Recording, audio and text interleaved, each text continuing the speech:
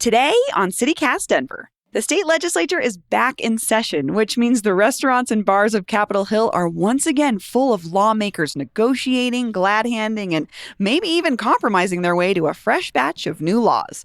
But they've got some big challenges ahead, like a massive budget deficit. Politics contributor Deep Singh Badesha joins us to explain what's really at stake and how it's going to affect you. And full disclosure, Deep works at the Capitol as a lobbyist for DPS, but he's here in his personal capacity to give us the scoop. Today is Monday, January 13th. I'm Bree Davies, and here's what Denver's talking about.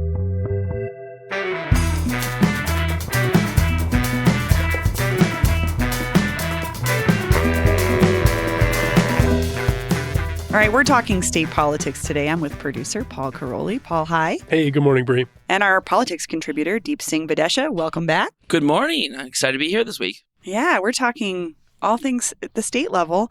Paul, do you want to, where do we want to dig in? I mean, there's so much. I think the thing is that the state legislature is back in session as of last week. And I think the best place to start is just, a vibe check. Because last session started with fireworks. There were people sitting in the rafters, yelling at each other, protests over what's happening in Gaza. Really mean Twitter fights. Super mean, very acrimonious. People resigning. We've seen some of that this year. But Deep, you're in the chambers. You're talking to people. What's the vibe? Last week was essentially orientation week, right? So you got pre-session fundraisers that lobbyists and political staffers and folks are going to. And then you got the session kickoff. And then in the evenings, there's usually some events that folks go to, right? So it's kind of like a, back to school night. And then it's, everyone's before talking. The serious stuff, yeah. I will say there was definitely tensions in the previous years, right? Where I think there's going to be big battles and all that kind of stuff. This year, actually pretty calm. I have a fellow this year, and I was showing around the Capitol, and everyone's like chummy and happy and shaking hands, Republicans and Democrats and all that kind of stuff. She's like, wow, it's such a happy place. I was like, give it a couple months. So it's very cordial. So different from last year. Yeah, different from last year. Okay. I will say, though, I think you can still see the tensions there, and you'll still see it bubble up, especially on social media. I've seen some of it. But the two biggest contrasts are between the chambers. So you might have seen this is Speaker Julie McCluskey. She was nominated on a party line vote. So historically, for 80 years or something, the Democrats or the Republicans, whoever was the majority, would choose a speaker. And then when you brought it up for a formal vote, everybody would vote for that speaker as a show of solidarity. Over the last couple of years, Republicans have been saying, no, actually, we're going to nominate someone for speaker too. And then you can nominate the Democrat. Of course, the Democrat will win, but we're doing knowing that they'll lose. Knowing that we'll lose. Huh. Yeah, so they did that, breaking tradition again this year. And then on the flip side, in the state Senate, one of Denver's very own, Senator James Coleman, was elected president unanimously. So Republicans and Democrats voted for him unanimously. There was good vibes and good speeches from both sides. So the Senate was... Another thing that I saw was the House galleries were closed. The House galleries were not really full at all. They didn't want protests this year. Yeah. So the House galleries were by invite only, even though it was not packed at all. And the Senate was wide open. So you can still see some of this tension. There's a handful of Republicans that were saying the election results weren't real, even though they were there because they won their election. So wait, they were complaining about the Jenna Griswold stuff, right? Yeah. The election breach, or quote unquote breach of security before that turns out people maybe don't care about so much. Correct. So, the House definitely has some tensions and some personalities, and the Senate seems like it's, trying to be more mature. Okay. Interesting. That is interesting. I was talking to Representative Stephen Woodrow out of Denver at the vacancy committee election. Maybe we'll talk about that later. But so he was running for this Senate seat. He's currently a representative, so he's on the House side. And I was like, so what are you going to be bummed if you lose this? Because you're going to go anyway to the Capitol and do the same work, right? And he was like, honestly, no. He was like, the House is fine for me. It's nicer. People actually talk to each other across the aisle. The Senate is tough. Really? It's people are dug in because there's fewer of them. And I guess it's a higher profile, bigger fights. Yeah. So, yeah, I don't know. Yeah, it's interesting. I feel like it's really funny. It's if you're over there, you'll see that the House and the Senate make jokes about each other. And whenever they're passing bills back and forth, sometimes in the House, when they're accepting a Senate resolution or rejecting it, people are booing, oh, we don't want the Senate's changes and stuff. But everybody does it just as a joke, oh, the Senate doesn't know what they're talking about. And then when they reject the Senate changes, everyone cheers. And the Republicans used to have these duck quackers. And it was just this fascinating thing. There was like this always the coolest party. Yeah. I'll tell you that. The culture of this building is such a little, like, it's so unique and weird. And like the people in there, like, they all think it's the biggest show on earth. It just reminds me of high school. We all are in our little cliques and we do the things that we like to do with the people that we, that are like us. And it's just another industry where journalists are the same way. There's for sure in their own worlds. Yeah. I feel like in the restaurant world, there's that too. Every chef and every person's like, oh, everybody knows me. They're like, no one knows who you are. just the food people, maybe. But I would say if you have there's going to be two big vibes, like two big themes coming out of this session. Okay. Right? I said one is going to be like a Colorado version of Doge because we're cutting $1 billion. So this is a Governor Polis thing. Well, I would say like, it's $1 billion cut. That's going to be the theme is cuts, how we're going to do it. And I'll get more to that Doge thing. But the second theme I want to say is going to be it's the year of grandstanding. Right? 2026 is right around the corner. And you can already see this, that people are looking to run for other offices, whether it's moving from the House to the Senate or going for one of the state offices, whether it's like, governor, AG, secretary of state, treasurer. Folks are kind of setting themselves up for these positions. So expect some long speeches. So I think those are the two themes that you're going to see from coming out of this. Well, let's go back to the cuts conversation because I feel like that's been the big headline so far already, which is this big budget deficit the state is facing this year, like $700 million big. Where did this come from and what does it mean for like lawmaker priorities? Yeah. So it's down to $750 million, the budget shortfall, right? It was projected about $1 billion a couple of months ago. The new nonpartisan staff came out and said it's going to be actually $750 million or lower, which is good. And that change itself should tell you what's happening here, which is this is forecasting future revenue, right, to pay our current obligations that we have right now. Essentially, in the past couple of years, the legislature has voted for things that we might not have enough revenue for anymore. And that's because we have, one, a slowing growth rate in our population. We have lowering inflation rates and like sort of a slowing economy. All those are decreasing tax collection. And you also remember in Tabor, we're not really collecting the full revenues that we can get. Right? There has been some property tax cuts and there has been some income tax cuts. Those do affect the revenue that we've collected. But if you remember last year, we were giving out billions of dollars of Tabor surplus, right? So even if we didn't cut those taxes, we would still have that surplus revenue going out as tax funds and we still might have this budget shortfall, right? Some of this, Republicans, my Republican friends will say this is a self-inflicted wound because we had all that one-time federal money, right? And folks came in, used that one-time federal money to shore up certain projects and stuff. And now that the federal money is no longer there, you need to come back and cut that. Other folks say, look, everything's going up in price, right? The cost of Medicare is going up. The cost of infrastructure is going up. The prices around K-12 is going up, right? And because of all these things, we just need more money, right? But it's going to be the year of the cut, right? So right now, already people are saying no fiscal notes on any bills. And fiscal notes, which means don't ask for money. Yeah. So essentially. So every single bill, if it has any component about like raising costs associated to the state government or a local government, has a fiscal note. And that then has to go through Senate finance committees and appropriations committees. Right now, everyone's like, if it has a fiscal note, it's probably dead because we don't have the revenue. Don't even try. Don't even try. So there's going to be fewer bills this session, which is going to be interesting. But then you need to figure out where you're cutting this. And that's where this kind of Doge conversation comes from. Tell us about the Doge thing. Well, I was going to actually ask you all a question, right? So the actual Doge, like the meme, is a Shiba Inu. Yes, right? Which is a kind of dog. It's a kind of dog. Doge dog is a meme, yes. What's a Colorado like? What would be the Colorado Doge like meme? Oh, God. Gosh. I was trying to think about that. I know. It's like most people I know have rescue dogs. A blue which are dog? all mutts. Oh, maybe a blue dog. Like it's like a blue retriever. I don't know. But this is the Doge thing is like Elon and Vivek Ramaswamy on the national level. Trump is like, you guys are in charge of cutting the size of government, cutting the fat. Give us the Twitter treatment, Elon. Cut the staff by 70% and give us a product that works. So they're who knows what they're actually going to do. You're saying, is Polis excited about doing this, or what is this going to mean like practically? So essentially, what we're trying to do is we're trying to cut $750 million from the government, right? And I think this is leaning into the governors. Jared Polis is famously, he brands himself as a neoliberal. He's a moderator on the neoliberal subreddit, right? He calls himself like libertarian tendencies, right? So he's always been pretty skeptical of like large inflated bureaucracies in government. And I think he's going to take this opportunity to be like, okay, what can we do reform of, right? Folks have been talking, maybe we should do grant reform, right? Maybe there's some antiquated stuff in school finance or Medicare that we should take care of, right? So grant reform, you've told me about what these grants mean. Like for lawmakers for a grant program, like is that a big cut? What are those? What do you mean grant reform? In my personal opinion, I think grants are interesting where they sometimes almost feel like Colorado's version of pork belly in some ways. Where like, elected leaders come in with their own constituents groups and their own passion projects, right? And they're like, hey, I really want to support this one unique group.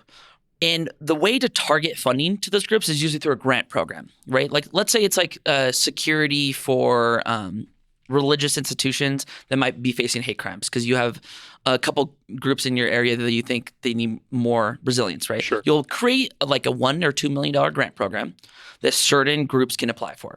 Think about it for like a targeted community to drum up more business or a targeted I'm thinking about, support. My husband is a musician and a lot of artists access grants as a way to live. Yeah. So I feel like there are a lot, hundreds and hundreds of grant programs in the state that are like 1 million over here, 2 million over there, 500,000 over there, 300,000 over there, right? So, some folks have been like, look, this is a lot of bloat. It's not going to the right places. Maybe this is our opportunity to cut it, right? There's been some conversations around that. Is there $750 million worth of grants to cut? Probably not. But it's something that folks are going to be considering. And maybe this is a mischaracterization, but my understanding of a lot of grant programs is they are serving marginalized communities. Like these are filling the gaps for people, or like you said, a religious group, or, I don't know. I could just see that even if it's a small amount impacting real people. I guess that's what's going to happen. And that means a fight every time. I mean, that's where I'm going. If we're talking about hundreds of small grant programs and each of them has a constituency, that sounds like that sounds like a big project. It's something where like a lot of people are like, 90% of grant programs are bad, but the 10% that I like, those are the good ones. And it's going to be really interesting if you really wade into that. I think some lawmakers just want to avoid it, see if they can just cut some of the bigger items and go from there. But that's going to be a huge thing. And, if you're a Denverite, if you're a Coloradoan. You're gonna be taking a look. You're like, oh, is this the grant program that somehow funds a local program of mine or a local area of mine? So you're also saying from the budget cutting perspective, it's like if that was the tactic, it's like taking a bunch of tiny cuts versus maybe looking at something bigger like I would say like a security budget or something that's like a larger chunk that you could just take. That would be a different approach to the budget cut. So it's going to be that. And I do want to add that, you probably remember Prop 130. So you might actually not remember. Yeah, I was like, which one is that? Prop 130 in November was passed. It was run by, Michael Fields and friends at the Advance Institute, a kind of a conservative right-leaning group that said Colorado will invest $350 million more into training and benefits for police officers and law enforcement, right? So this $700 million actually doesn't include that. Like this is a budget deficit that doesn't include that obligation. The unique thing about Prop 130 is there's no time limit on it. The governor's budget has said, we should actually do this, right? The voters voted for it. This is the will of the voters. We should figure this out. We should pay for it. Some lawmakers have been chatting about there's no time provision. We could just do $350 million over 99 years. I can see those conservative backers being thrilled about that. I can see them going back to the ballot box for something like that. One of the things is, Advance Institute's really good at crafting good ballot language. If you went back to the voters and you had to explain like fiscal policy to them, I think once you see more than 7 numbers in a ballot, I think you just vote no, right? I think that's the vibe.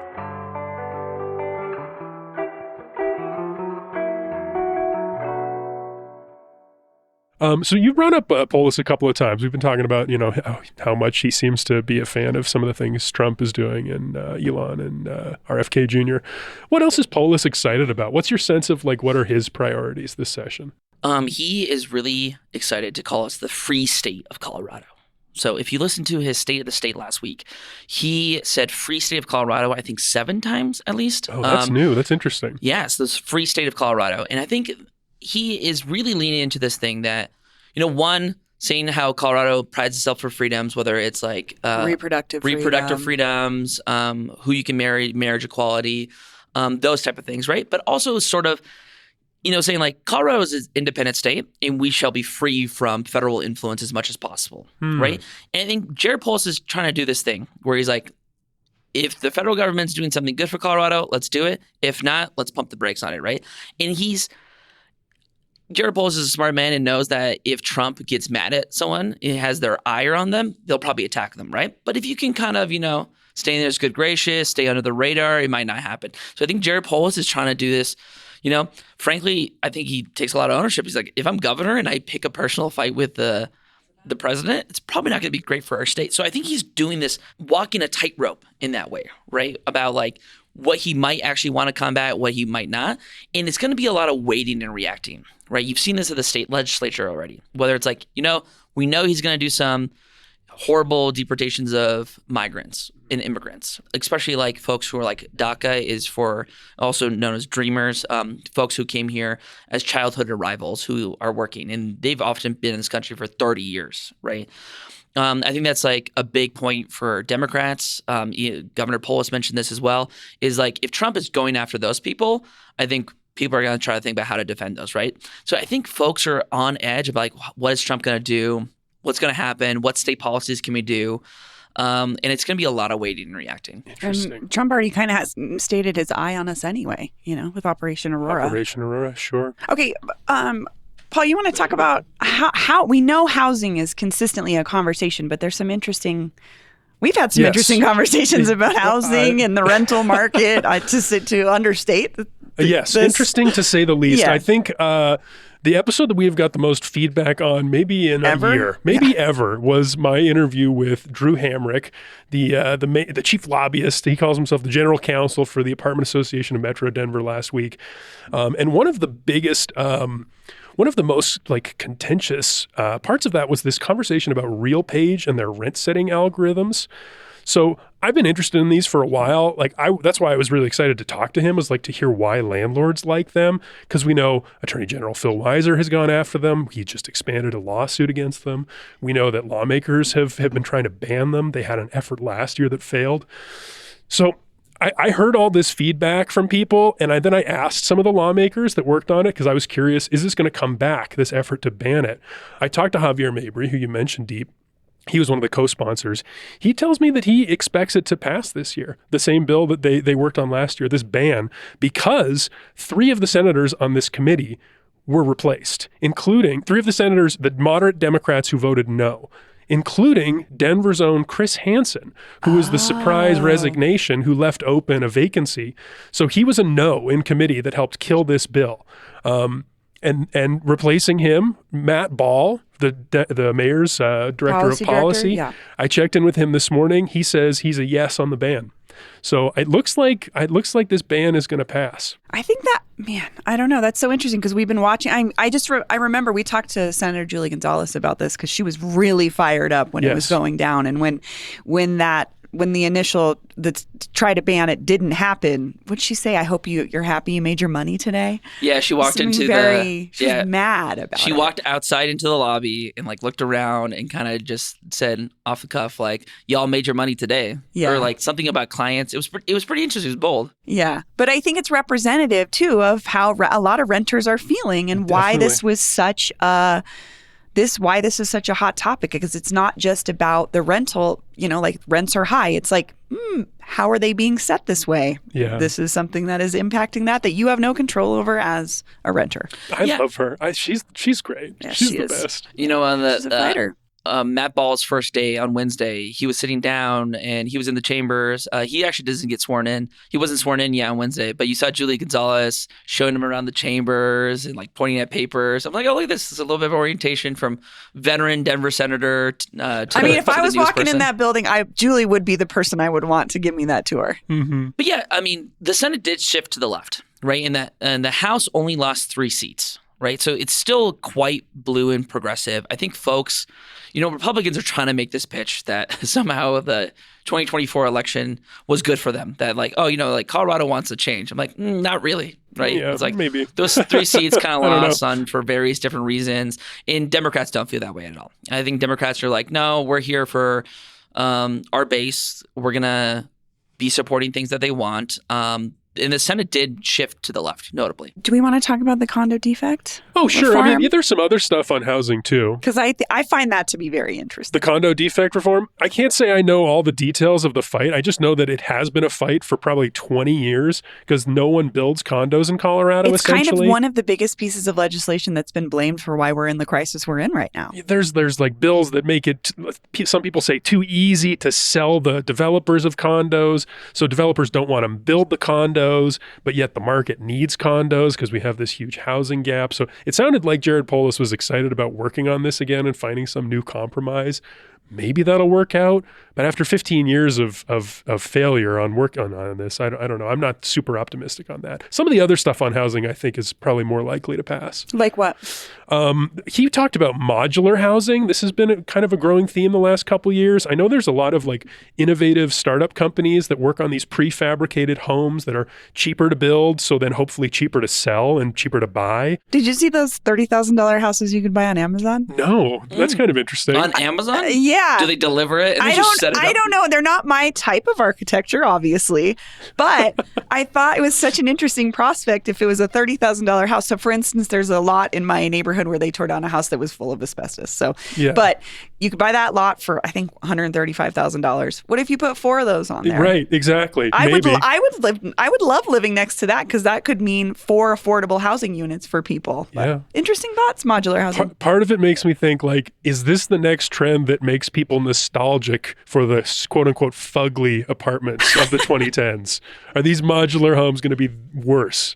I mean, if they are worse, I don't care if they're cheaper. Because remember there was that project on West Colfax, Paul, the stackable ones? Oh, yes. And they were, it was basically like stackable trailer homes. Okay. It was so weird. But the problem was they weren't cheap. They were expensive. And it was like, if you're going to do this, at least make them affordable. The idea was like you could have like a shipping container, like a crane would like put it up and stack it on the building. But then if you wanted to go to Phoenix, you could have your house stacked, shipped and stacked, and you could have all your same little Which pod. is like interesting in theory, but again, the affordability is the biggest part of this to me. I think you see this actually, there was a lot of big housing fights in 2023 and 2024, right? Especially the governor himself was pushing it. You saw that with the big land use reform package that we're trying in 2023. 2024 split it up into a bunch of small bills that allowed for more transit-oriented zoning, more upzoning around rapid bus lines and all that. Mm-hmm.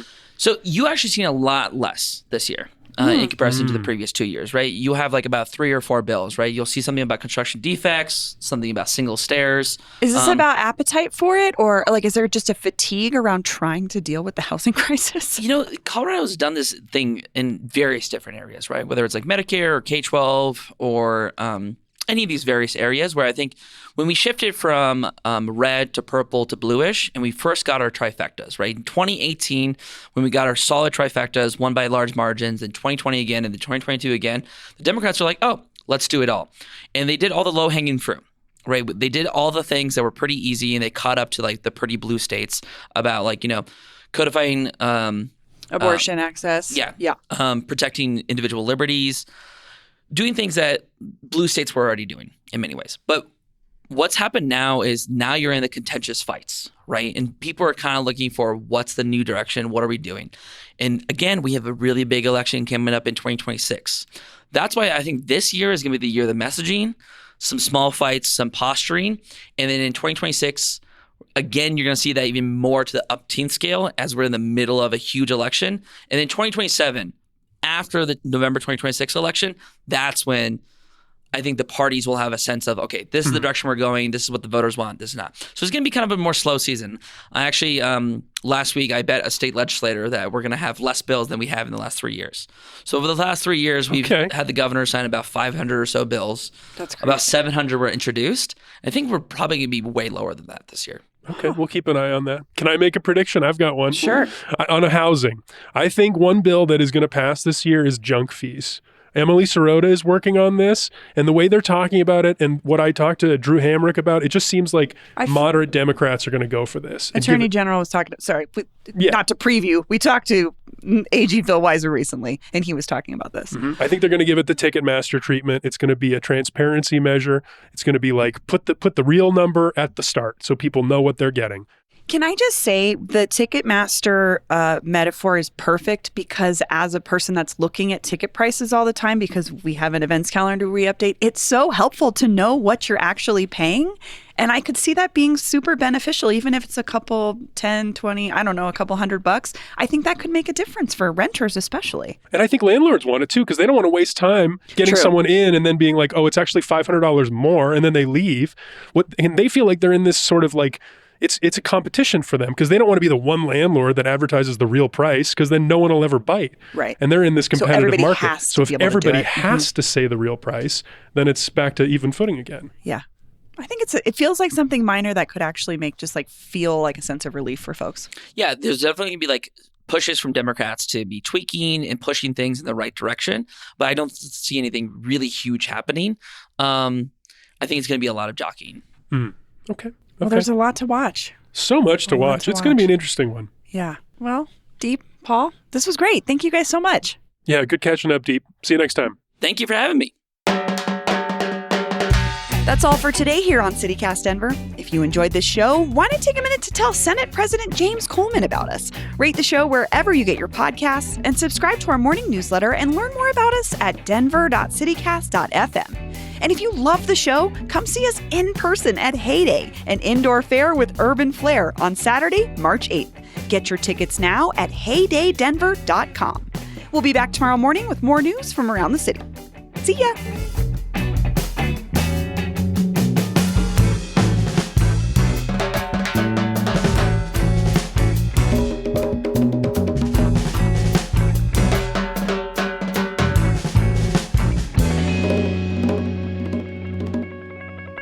No spicy water today. Olivia's not here. No.